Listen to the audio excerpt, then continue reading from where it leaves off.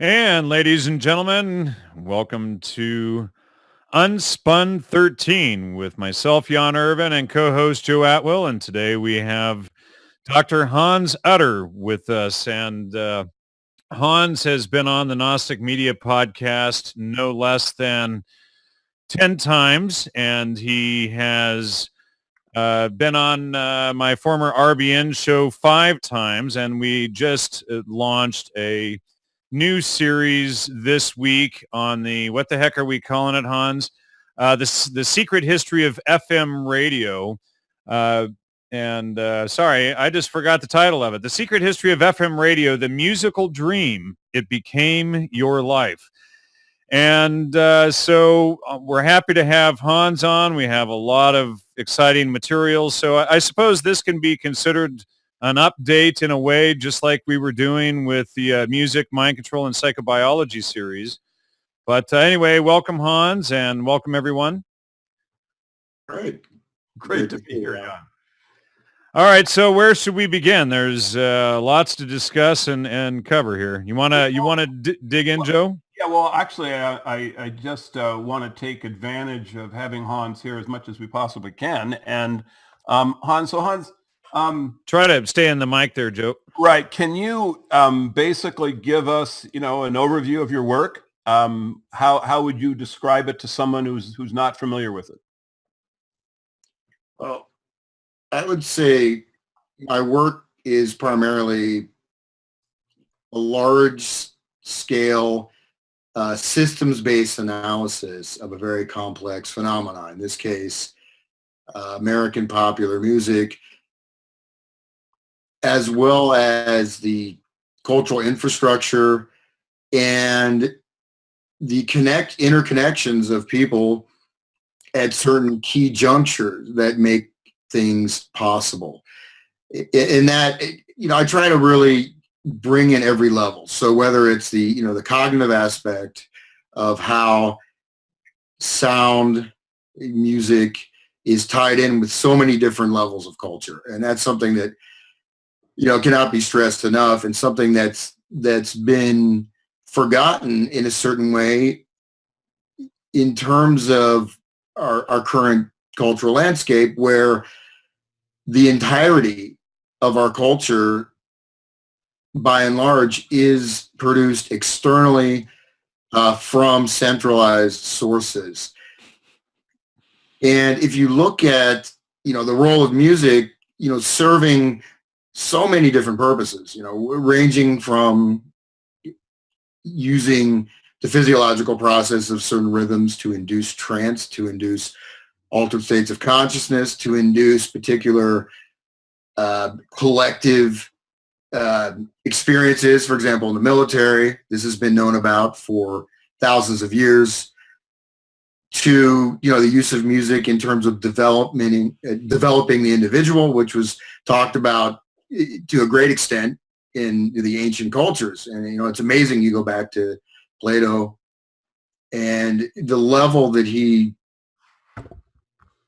placed music on in terms of developing the youth, in terms of creating the character of someone, right? The power that he allowed music is something that we should all bear in mind, because the fact is that there are subtle transformations, right, that can be executed upon the personality and even upon the basic perceptual infrastructure that we have, like how we form categories about experience that are not necessarily available unless you're really doing very deep introspection. You're not going to be aware of that, right? So I guess my primary process is really to take a multiple array of levels, premised on the fact that, again, music can serve these many, many different roles, right? So it serves as a way to remember things across time. It's a mode of cultural transmission. It's a mode of personal expression. It's also a mode of cognitive functioning, in that even though it's completely abstract, it relates to multiple parts of the brain, left and right hemisphere, using reason, logic, emotion, creativity, and all these other things. And primarily, though, its function does serve to define someone within a particular space and time, within a particular cultural milieu that by and large can become unconscious, right? I mean, the idea of the counterculture is creating a rupture within the dominant culture, right? The culture is decayed, so we have this term counterculture that we're going to apply to individuals who have broken out of that. But without understanding this deeper context, again, that music has tremendous positive benefits, at the same time can have tremendous negative impact and influence, at the same time will help to structure how you see the world. In fact, you could see it as a liquid culture, right? If you look at the social organization found in different societies, that many times is actually mirrored in the organization of music, which is, it's a bit abstract, but it really does kind of represent a paradigm for experiencing the world. And I just want to interject. And during World War II, anthropology was weaponized, right? If you've ever read David Price's documentation about it, it's just exhaustive. Okay, it seems to me in that context that music could well have been weaponized as well. Do you think that's possible? Oh, certainly. I mean, that is something that has been used in warfare for centuries. Is that a local music culture can serve as a bulwark against, quote unquote, imperialism, or against a colonial power, or whatever that may be. And so the transformation or the erasure of the musical culture goes a long way to erasing or transforming that indigenous culture. So certainly, I mean, I talked about Alan Lomax's cantometric system, where he did a very large scale survey of all the music in the world and defined the social structures and every element in society based on the music.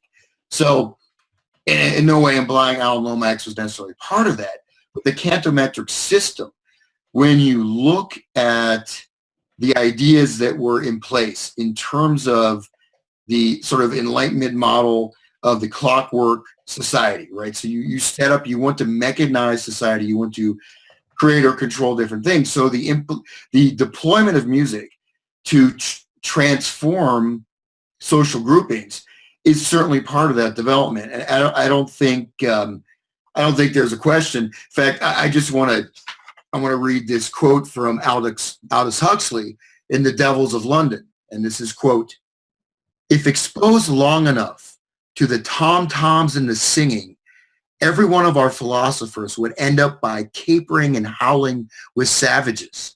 Assemble a mob of men and women, treat them to amplified band music, bright lights, and in next to no time you can reduce them to a state of almost mindless subhumanity.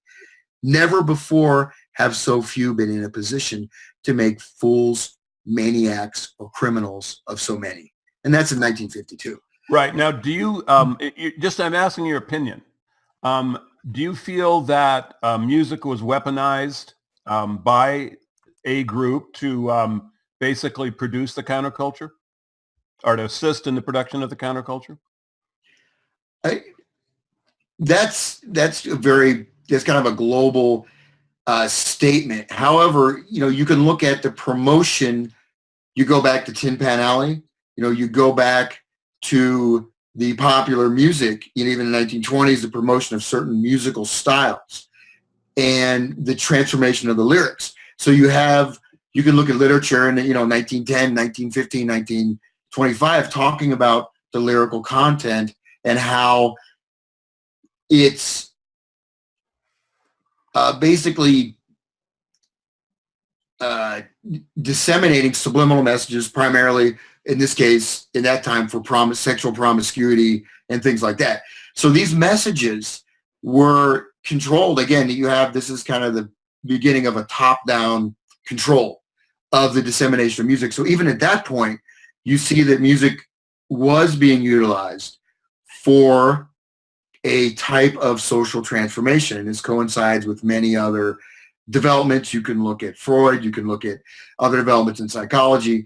So, there is that is certainly true. And, and this is something that, again, when I can give, hundreds of examples of this, but, when another, an outside power or even internally one, has a desire to affect the social change, one of the main elements is within music. I mean, example, in Central Asia, Soviet Union, they banned certain types of music. Certain things would be punishable by death, right? You could be executed, but then they transformed the music culture to represent each one of these small ethno-states, right?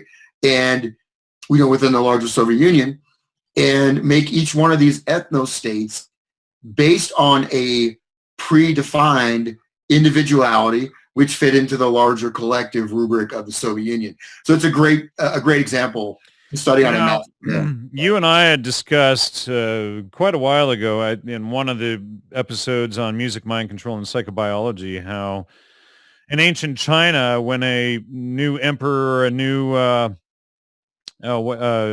a dynasty would come in, they would actually change the pitch or the tone of the music, or how would you explain that? Yeah, they would change the tuning, the frequency of there was so for example, we have A440 right now in the US, right?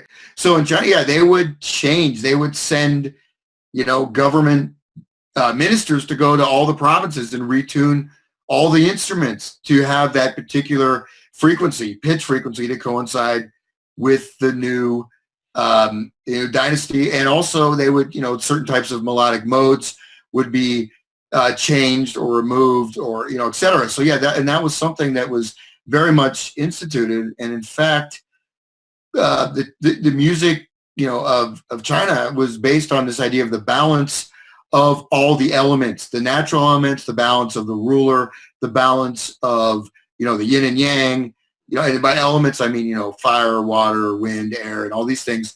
And all these different things were in balance. So in fact, to unite the kingdom, to create that new functioning overall paradigm of the entire culture, music was central in that. So in a sense, you could describe as a sort of a mystical effect, but yes, and that was certainly the case. And there's a lot of very detailed writing about the effect of certain types of music, and even certain types of music that people of a lower class were not allowed to be exposed to, right? There's music also defined in your place in the social hierarchy. You weren't allowed to listen to that music, or you weren't necessarily exposed to it because it may develop your mind and your being right beyond your station. So that was certainly the case in ancient China. And again, this goes, kind of across the board. So that's one of the interesting things because, it can be empirically analyzed, but there is something there that is on a sort of a non-conceptual level it's almost like the social glue, right? It's those liminal spaces but it's these in-between locations that actually create the social body, right? Or can help to change it. So, you would basically say, or might agree, that music is sort of the apex of social control. Well, apex is probably, the wrong term because the music itself, as we talked about, is dependent upon a material culture, right? Material culture to manufacture the instruments. It's dependent upon a social order. It's dependent upon a perceptual order. There's certain types of music that would be alien, right, to the Western ear, or certain types of music, like in India, where you have these microtonal scales. When they hear Western music, initially it sounds out of tune, right? So you have that ingrained sort of perceptual frame. Apex meaning that it's something that, again, it can seep directly into your consciousness in a way that you're not aware of it, right? It can change the environment. It can change your experience, the ambiance, in a way that is much more coercive than, say, having the, the SWAT team show up at your door, because that's right in your face. So I think, you have to, if you look on a psychological level, if you look on, the holistic human organism, you could say, yes, in one level it does represent the apex of control. But of course you have to look at, it's dependent upon education, it's dependent upon so many other elements. But in a sense, it would vary too from time to time, depending on circumstances, because oftentimes the financial power is the apex of social control, depending on what the circumstances are of the society at any one moment. But certainly we can agree, I think, that music is a powerful tool of social control, and oftentimes is the avant-garde of a movement that the authorities are attempting to bring about. Yeah. I mean, we're talking about control on an individual basis, right? We're talking about, it's in one level, it's subtle, right? Again, it's not, you could look at, for example, debt. Debt is a type of social control, right? If you're in debt, if you're indebted, you live in our debt culture, you have a mortgage, you have student loans, you're controlled by that financial system in a very direct way. But, your decisions will be influenced by that. So, but on the other hand, it also represents a doorway into the deeper mechanisms, right? It represents a doorway into the psychological space, the perceptual space, as well as the collective social. So in one level, if you look at the collective social body as the main force against that social control, I think music does represent a very, very important element in that. Sure. It's interesting because, I've listened to some of the shows you've done with Jan, and I listened to the one you just did recently. And I feel that, among other things, you're actually a very important historian, because there was a history that occurred, of course, of a transition in music from the end of World War II to, per se, the Summer of Love, 1967. And that history has not really been well presented to the public, and yet it's very, very important that they're aware of it.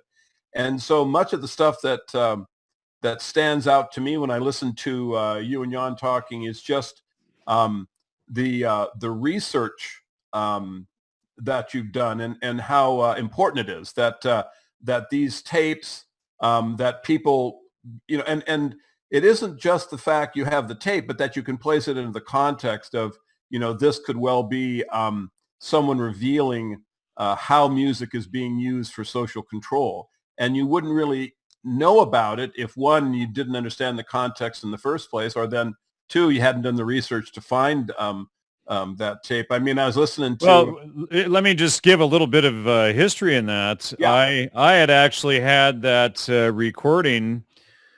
That was something that I inherited when Jeannie Brittingham Erstad, She Who Remembers, passed away in 2002, and I've had all these boxes of cassettes, and I converted most of them, I don't know, 10 years ago, and they've been available on the website. But I had a bunch of tapes that were audio recordings on VHS, where it was just the audio track and no video. And those had all sat in storage for like 10 years. And so about a year and a half ago, I was going through and getting a bunch of this material off of these. And then I encoded them to MP3. As I was playing it, I immediately sent it off to Hans, and I was thinking, there was this, I was seeing some level of it.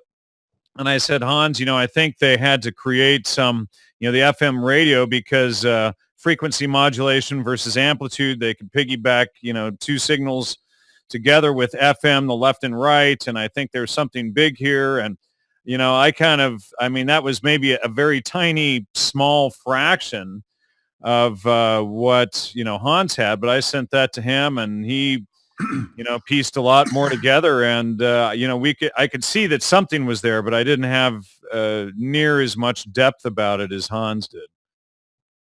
I found that I was actually traveling. I was heading up to the Blue Ridge Mountains. So I listened to the whole, that whole series at that time. And I think we had just done our first episode. And it just brought so many things together. And it's interesting. And it starts out with Alan Ladd saying, everybody go ahead. Jim Ladd. Sorry, Jim Ladd. I said, everyone go ahead and open up your boxes and let's light up a joint and let's go on the journey. And the fact was, as I listened to, because most of it is just music. I mean, about 65 to 70% of it are just, various music examples. But, there's so many admissions there. There's so many, direct statements from people that were there that, and there's a lot of people that were, true believers, right? This was something that they believed in, that they were a part of. But you also have the fact that there's a great quote from Donovan, which I don't think we played in the broadcast, where he says, I think I did edit it in. Okay. But he says that basically the 1960s, from that point on, totally transformed American culture, and everything that's come since then has come out of them. Yeah, Now, I did edit that in. Yeah. So going back to, say, 1950s, right, you have the rock and roll revolution, so to speak, right? And what this is, and again, I'm somebody, I play a lot of different kinds of music. Right now, I'm no longer, unless, I go back in academia, I'm just, doing music. So I just played a bunch of rock festivals in India, right? Which, and I'm not, the music itself, like I'm not there, to control people's minds. But of course, I'd like to. No. But basically, the fact is that I'm looking at India. I'm going to these rock festivals. They're doing their own Woodstocks. They've rediscovered this music. They're having their own rock revolution. At the same time in India, what I experienced was what I've always enjoyed about India, which is this it's invisible, right? There's something there, even though you have the poverty, there's some kind of magic in the culture. In certain cities, that was gone. It was like, I'm just left. I couldn't even explain it in words, but I'm seeing in India, you can look at this process of cultural transformation in a fast forward mechanism happening right there, in front of us. And so, the basis of, the rock and roll revolution, Alan Freed, the DJ, who incidentally, Alan Freed's band was the Sultans of Swing. That was his band he managed. He had a jazz band. Alan Freed was the guy that invented the term rock and roll. He's the guy that started playing jump blues. So you have a different culture milieu, right? You have I won't go into the whole development of, African-American music. You have the blues. You have these connections with even rhythms that were used for trance. Like you go to Cuba, you look at certain tribes. They have specific rhythms that were used to induce trance states. So this idea, voodoo child, is really, there was voodoo. There was a connection with these magical influences in the early blues. It was there. It was very potent. However, this was contrasted with, the church music, whatever. But you have this music, which is not only, people in a pressure cooker, right? At the same time, it's a different cultural system, which has a, different conception, or not different, meaning it's much more fluid with sexuality. And some of these rhythms, again, are very powerful. Suddenly you have this music being, most by and large stolen, right? So you have this jump blues music that was then started being copied by, like Bill Haley in the comments and all these other people. And then this was being, pushed to, the mainstream American culture, which was having major effects. You have riots. I'm sorry. I just want to interject. So I'm sure you're familiar with Trance and Dance in Bali. It's a film made by Margaret Mead and Gregory Bateson. Okay, yes, I haven't seen it, but I know the name, but I haven't seen it. It's a fantastic piece, and basically underlines all of the structures that you're talking about. In fact, as far as I know, it's kind of seminal because it's very early. It's prior to World War II. And it's interesting that you have Trance and Dance in Bali, which is documenting how dance and music can produce trance, right? That's what was the purpose of the documentary. And then Gregory Bateson then talks about, or he actually writes about, the ability to control an inferior population by a superior population using archaic revival. using, bringing back their dance and their folkloric aspects. And then it's fascinating, isn't it, that you go forward and you see Gregory Bateson giving LSD, to people who are seminal in, basically the counterculture, the Grateful Dead, right? He actually is the person who doses Robert Hunter. Ken Kesey, right? Bateson is right there dosing it. And so I would just say that one thing I really found fascinating about the history that you're revealing is that I believe that there was malfeasance. I believe that the counterculture was a deliberate attempt to bring about an archaic revival and to make us easier to control. And when you plug your research into the research, you plug in your discoveries into the research that Bateson was doing, and of course, as the CIA. Then he founds the CIA following World War II. Basically, he's the one who actually comes up with the rationale for its existence. So you have an almost seamless, kind of relationships and connections from the seminal understanding, the anthropologic understanding of how music and these things can be used to control, which is, of course, transformation. And then that research goes forward, and suddenly the history of it, starts to plug into the history that you have uncovered. And then you start having a kind of the seamless web of where you can actually see government using this weaponized anthropology, this weaponized music to produce a transformation of society. Oh, absolutely. And, rock around the clock, rock and roll, Alan Freed, a semi-tragic comic figure. I mean, he ended up, as a broken drunk in, living out his last years in Florida, quaffing martinis. But Alan Freed, helped to promote this music via the radio. Then you have Blackboard Jungle. You have this juvenile delinquency being pushed at the same time with Bill Haley's Rock Around the Clock. Which right. I hadn't thought of that. Yeah. Amazing. Yeah.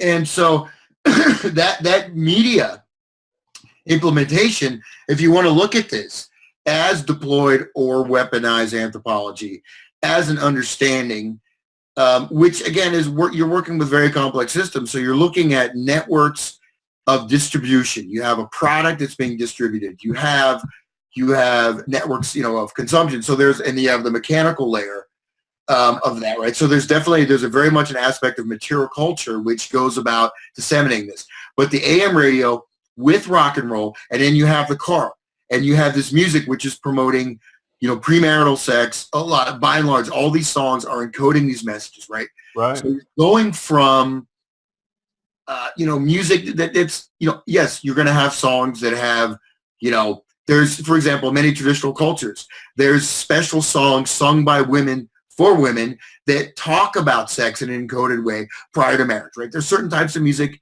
that are there, that have been there. Suddenly, and then you have, and again, there's no, I'm not the ultimate moniker, the crown of shame, not racist, but you have a very different culture that's very embodied and very much open about sexuality and these rhythms, which are being just suddenly interjected into society at large. So you look at stage one as test scenario, okay? This is stage one, moving in. You have the creation of different markets. And this goes back to the radio project, which had a number of very important, byproducts. We talked about the War of the Worlds, but one of them is, Lacan is not, maybe not my favorite psychologist, but Lacan talked about this mirror, this inner mirror, right? There's a mirror stage in the infant where you're looking at the adult, you're looking at that, and you're creating this idealized other that you aspire to obtain. But what Adorno realized was that the your mirror stage can be, if you're not a fully developed person, that can be activated through the medium of pop music, where in your mind, in that subconscious place, you take on the role of the protagonist in the song and you project yourself into this idealized other. And your isolation, the social isolation that's experienced with, the atomized society, with the destruction of actual organic communities, because you cannot, the automobile as a vector for independence and freedom, which actually is another form of bondage, right? Oil industry, right there. You have, suddenly you take away public transportation, you design cities that are based on these suburbs where you have to drive everywhere. So everyone is atomized. Everyone has their sort of faux farm. Your little house with your yard is supposed to represent, it's like your little animal pen, and then you have the radio as this medium for this music. And then you have the youth culture, which of course they're disaffected because, the actual organic experience of community is missing. So the pop industry serves to construct these reflective personas within the mind of the listeners. And this creates... I just want to interject because it's such an important point, and I really want to thank you for bringing that to our readers. And I want just to underline, watchers, viewers. So many people, they talk about the counterculture as a response to a culture that basically was boring. It was, white bread and Christianity, and there was nothing really lively about it. But what they don't understand is the point you just made, that that culture had already been atomized, that the social connections that really are, as you say, organic, that are emotionally sustaining, they'd already been cut away.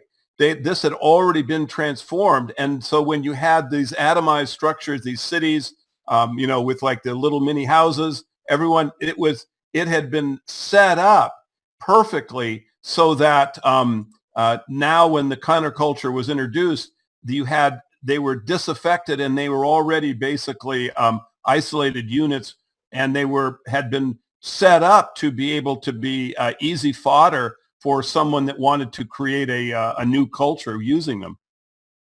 No, exactly.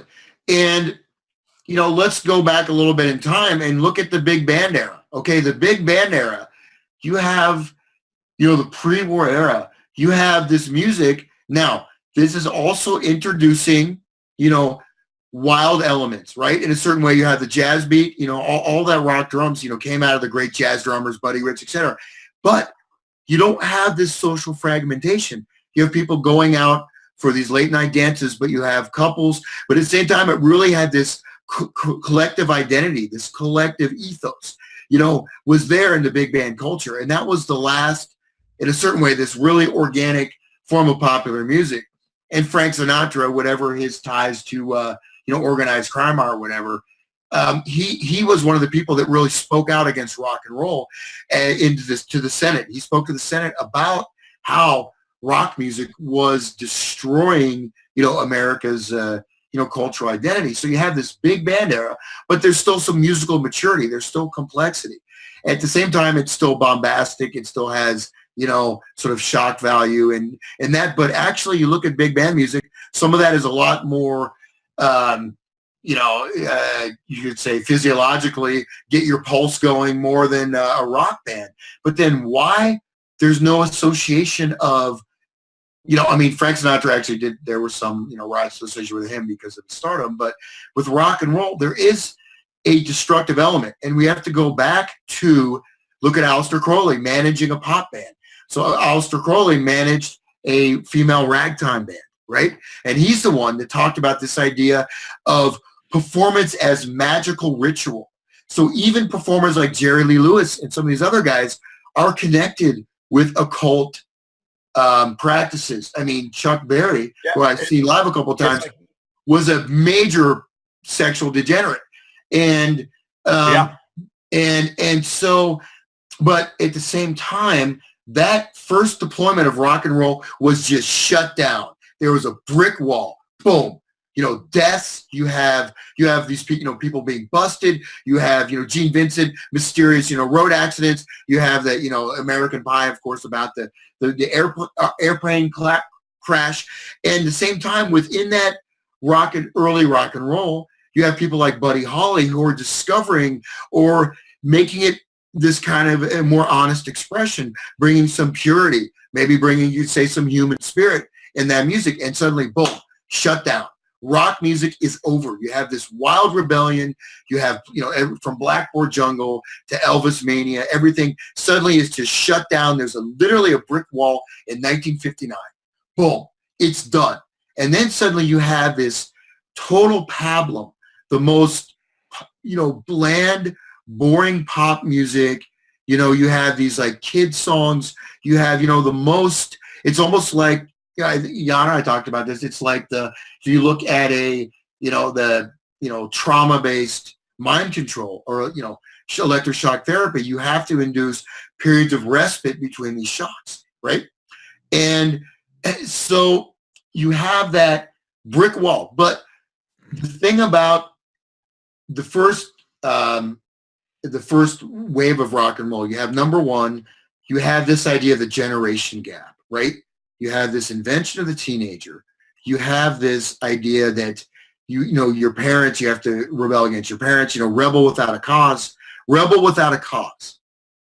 I want to swear right now, but I'll say, what the heck is that? What is a rebel without a cause? What are you doing? Why is that? And you have, and then, but also the sexual promiscuity. So what you really have is an attack on the family structure. You have an attack on the value system. Now, even if there is atomization, right, there still was a level of cultural integrity that I don't think, Joe, I think, you've lived through that. What do you think of the nation today? If you look back, whatever, in your lifetime, the social order, did you see major displacements or ruptures in that? Well, we've been led into cultural oblivion. And I was just going to interject that you were talking about Aleister Crowley as a music agent. I mean, don't forget Edward Bernays was also the agent of Nijinsky and Caruso. Of course. And at that time, they were the most risque performing artists imaginable. So you can see that the avant-garde, the cutting edge, where culture is being transformed, has been in the control of an organized malfeasance for over 100 years.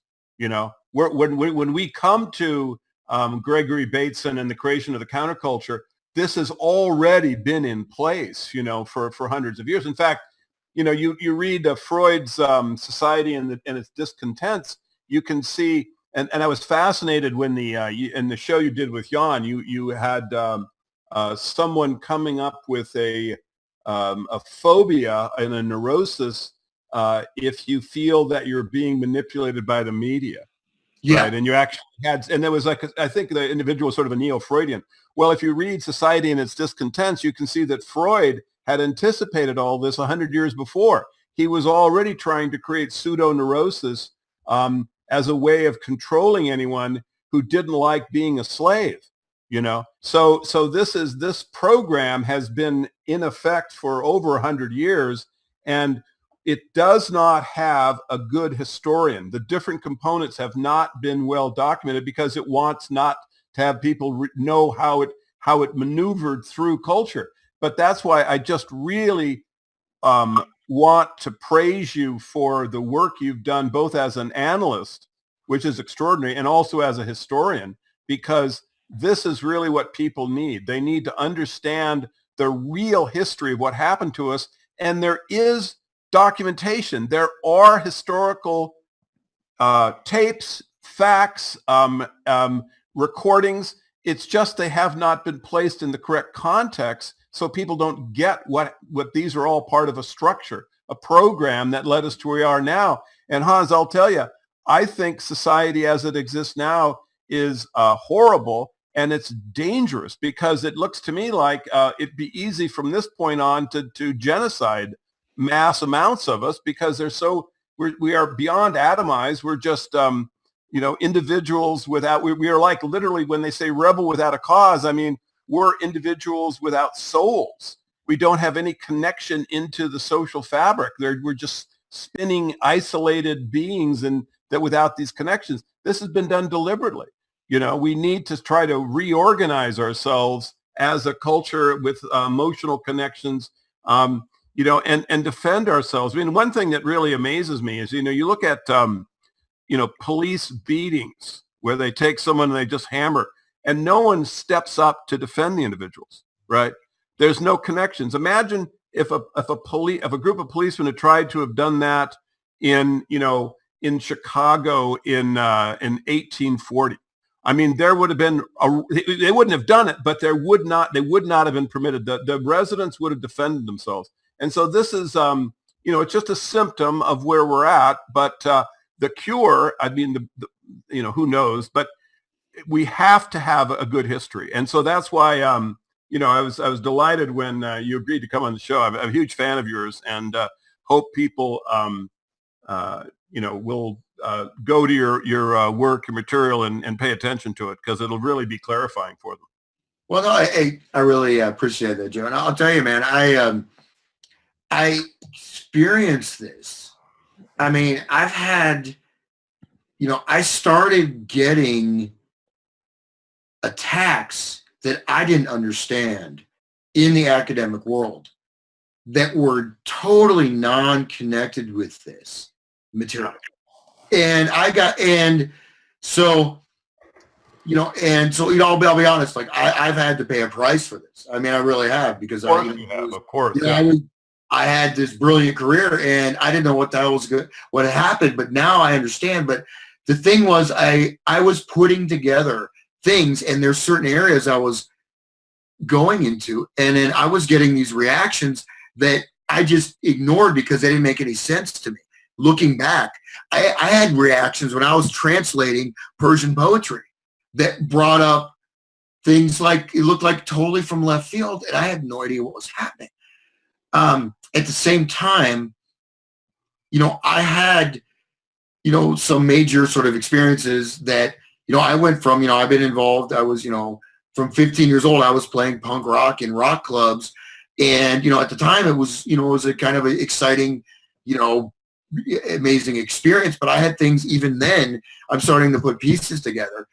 At that point, what happened then, and other things that have even affect me to this day.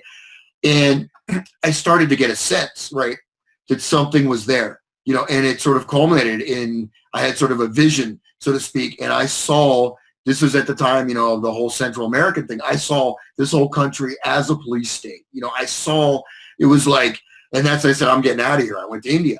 When I went to India, the first thing that struck me was this organic social fabric that existed. And you step into that, you're suddenly, you just feel like this missing part of you has been brought back. Exactly right. And that's exactly right. That's what we're missing. That's exactly what we should feel. We should feel, when we step out into the world, we should feel that kind of connection to everyone around us. But instead, what do we feel? We mistrust everyone. It's been taken from us. And that's just a great description of when you went to India and suddenly you went into a culture where that energy was still there. And even though you weren't Indian, you could just sensate it as a human being. You could feel it. It was there. It was real. Yeah, and the thing is that to come to grips and start to experience that, first of all, it's so pervasive that it's very hard to even allow your conscious mind to understand what's happening, right? To allow your conscious mind to understand when you're going, okay, we talked about the Muzak Corporation and how, Muzak was created as a scientific means to manipulate human productivity, to manipulate arousal levels, to produce certain states. People laugh at elevator music and all that cheesy, music, but that actually was manipulating people. Even music that has no aesthetic appeal to most people was being utilized in offices across the country. It was highly researched, highly studied. You have Burzmeyer, connected with the Princeton Radio Project, who was basically a Skinnerite behaviorist, who wanted to utilize music to control people and, work for the government, et cetera, in various projects. But if you walk in and you suddenly see that the natural flow of culture has been terminated. If you walk, the 60s rock music is now, you can't escape it. In fact, and the fact is that there's going to be a deep sense of loss, right? There's a mourning that, even what a peasant experienced, even, the ignorant farm worker 100 years ago was maybe more alive than most of us feel today, and when you start to realize what's been taken from you, there's a deep emotional pain, and there's also a sense of rage. And Right. that, if it's not understood, can be channeled into, I don't know if you published my article, Jan, I got to that, but if you look at punk rock. Oh, I didn't realize you wanted me to publish it. So. Oh yeah, I want to actually put that on Gnostic Media if you can. Okay. When did you send that? I sent it like the email when I sent the FM radio files. Okay, I'll go back. I'm sorry, I didn't realize. Okay, yeah, but anyways, if you look at the whole, and what Donovan says is completely correct. So to go back to that, the fundamental idea is that if you look at the weaponized anthropology, that is something that's been understood. And again, you go back to Plato's Republic, and the importance of music is clearly articulated with great specificity and exactitude. What specific rhythms, what specific modes, what are they conducive? And literally stating that certain types of modes, if the youth are exposed to certain types of music, they will be ruined. They will never be able to develop as mature human beings, to be able to operate in the world with a level of intelligence and the level of emotion, not as the technocrat machine man, or as the disembodied, virtual reality, IT specialist, but as complete human beings, right? That you lose that ability. So it doesn't mean that these things are permanent, but I think, again, that once you realize that what's been stripped away is so deep and it's so painful that it's very hard to articulate it without, there's going to be an emotional reaction. There's going to be rage. There's going to be, sorrow. There's going to be desire to escape, right? And you have these trajectories. What a perfect way to harness them into these tribal formations. And so I think stage 2 was the 1960s. Right. And that was a much, much deeper level than the 1950s. Yeah. Far deeper. It's far more comprehensive in its effects. And we're still on that same trajectory right now to this very second. And I think that to sideline the effect of that is to minimize what's been done and what needs to be done to rectify it. Yeah. Well, brother, and I'm using the term in its emotional context. I just couldn't agree. No Mason attacks now. Yeah, that's what I kind of was making the joke.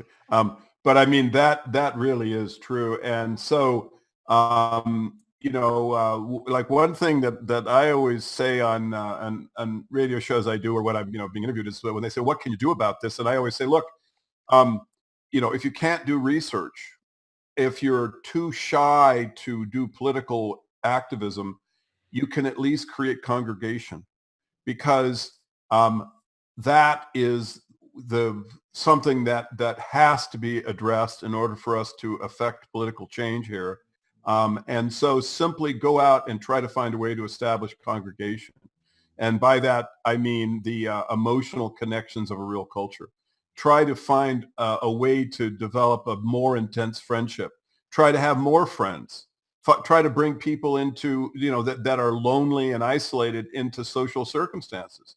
Try to make it easy for people that are isolated to come into social events that you can set up. One thing I ask people to do is I say, look, just get a coffee table, go to a farmer's market, and just say, well, First Amendment, I'm here to discuss the politically tough things to talk about and the socially tough things to talk about, because intimidation is one of the things that keeps us so separate, so fragmented.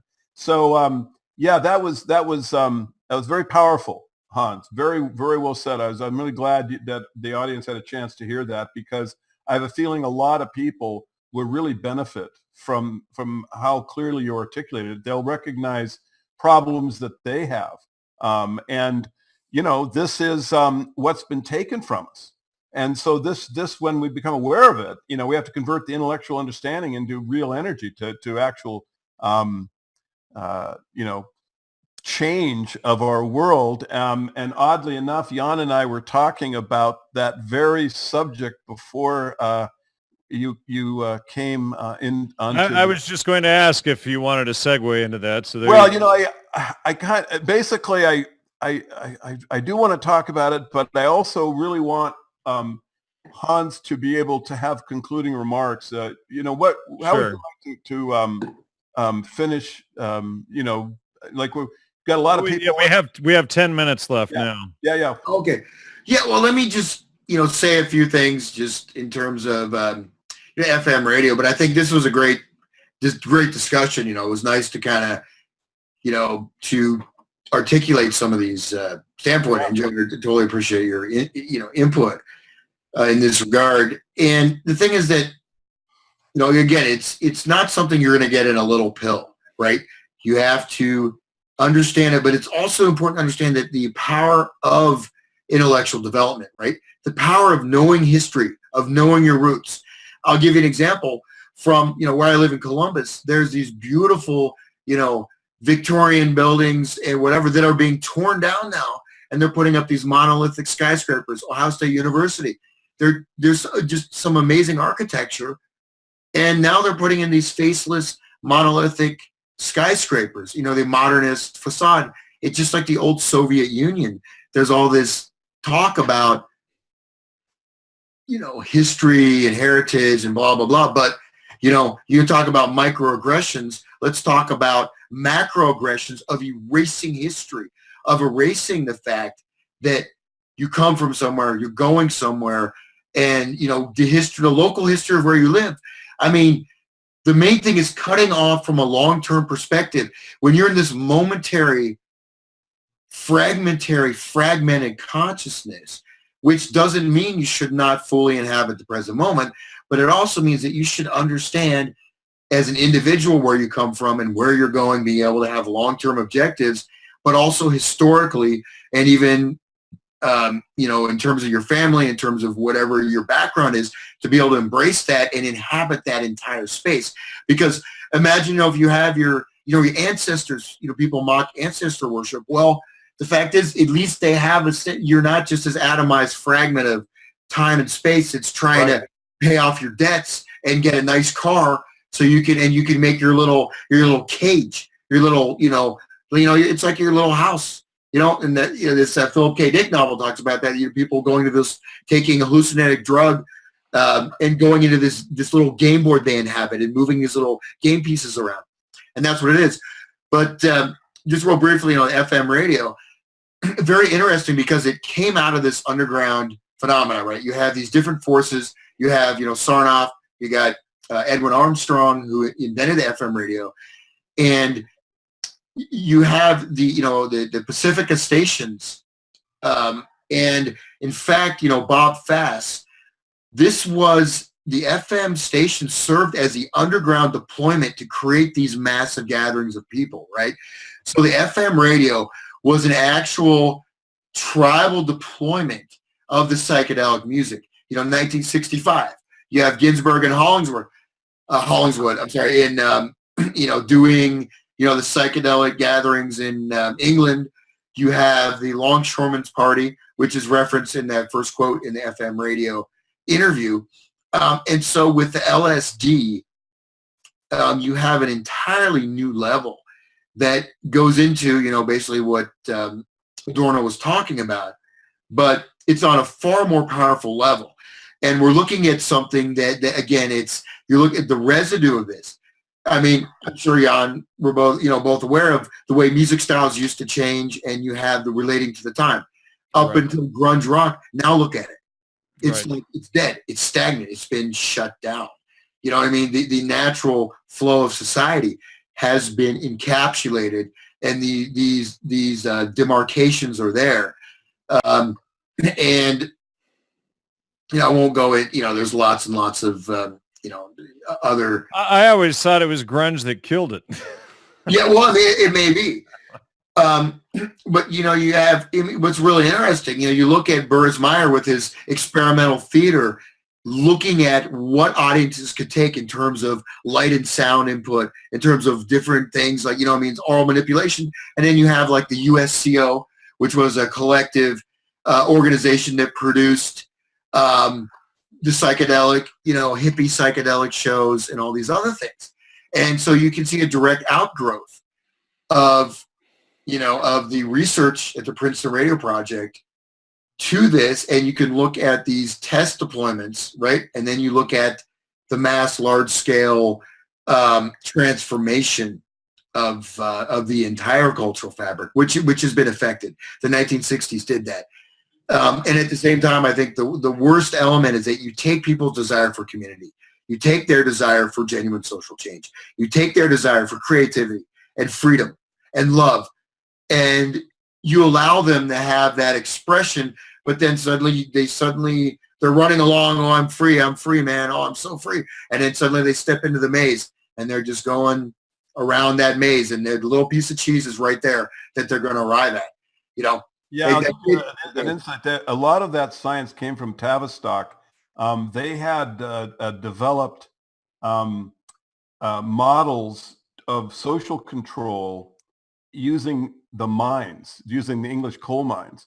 And the manager of the Grateful Dead, his father, who was one of the founders of Tavistock, had developed what he called, I believe it was technical social control. And in that model, they found that they could get more productivity if the miners thought they were doing their own thing. That's where the expression comes from, doing their own thing. It comes right out of Tavistock and their control over the mining industry in Britain, where they found that they could give that rather than having the rebellion against a boss, if they could find a way to get the miners to believe that that they were actually coming up with these ideas themselves and responsible, that they could end up getting more activity out of them. I think a lot of what like comes into like how the hippies and were doing their own thing, and this rebellion and this being autonomous, supposedly the false rebellion actually comes straight from Tavistock and Trist and the so-called social technical society development that they did during World War II and right afterwards. So exactly, it's that concept, to think about. But it's amazing because then Trist's son ends up being a manager of the Grateful Dead, and it's just like, well, my God, I mean, what can you say about that? It's absurd. This whole yeah.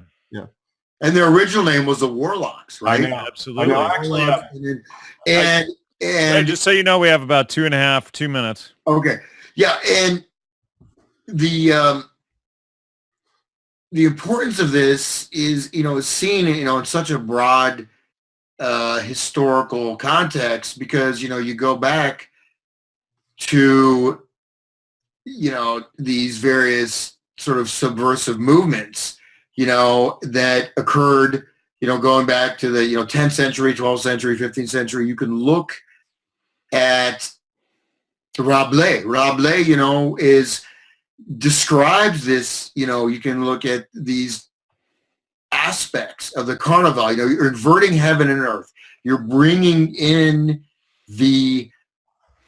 you're transforming matter by removing all restrictions and, everything from, cannibalism to all kinds of other things I won't even talk about, but viewed as humor. The grotesquerie, the grotesque body, the manipulation of 1 minute. The laws, the logic of normal human interaction and deployment. And if you look at the mines, and the coal mines, I mean, I have some parts of my, background, they were in coal mines in Pennsylvania, and the industrial system is actually, that's the one of the bases of this, and that's totally fascinating that you brought that up. And that's actually, I think that's an amazing little point that can really tie these things together, because I think unless you really get to the distribution networks, you have the conceptual level. But I go to today, well, we've only got a few seconds left here. Okay. HansUtter.com, GnosticMedia.com, postflaviana.org. Anything else you want to add very quickly? We've got only a few seconds left here. Hans, thanks so much. I hope you can come back. This was a great discussion. I really enjoyed it.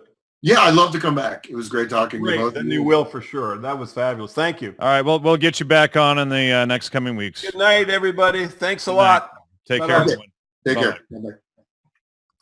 Thank you for tuning into CCN.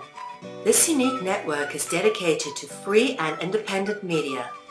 CCN was created with the belief that information is the common heritage of all beings, which is why our live stream high-definition broadcast is easily accessible and free to view. If we want to change the world, we must first change the media. Having produced over 1,000 shows in 2015, which are all archived on YouTube, we look forward to bringing you more groundbreaking, cutting-edge information in 2016. For more information on what is on, please check out our broadcast guide for weekly updates. CCN broadcasts in multiple languages and features some key voices of our challenging times who are all in pursuit of a free, fair, just, sustainable world. CCN belongs to you, the people, and it is up to you all to keep this network on the air. Please contribute to the Network Support Fund or visit the CCN shop. We thank you all for supporting free and independent media.